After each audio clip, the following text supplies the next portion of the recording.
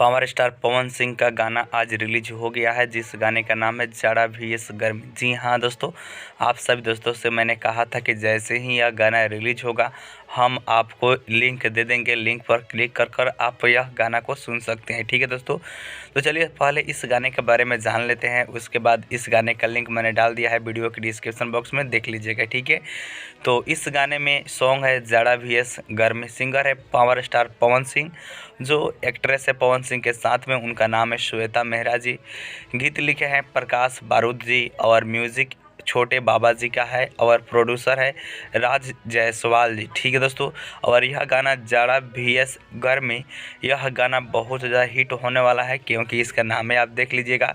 और इस गाने का लिंक मैंने अपने वीडियो के डिस्क्रिप्शन बॉक्स में डाल दिया है, तो वहाँ से भी देख सकते हैं। नहीं तो इस गाने को DRJ record Bhojpuri YouTube channel पर रिलीज किया गया है, तो आप यहाँ से भी जाकर देख सकते हैं। ठीक है, तो चलिए वीडियो को लाइक नहीं किया है तो लाइक कर चैनल को सब्सक्राइब कर लीजिएगा, क्योंकि हम लोग है भोजपुरी के फैन। ठीक है दोस्तों।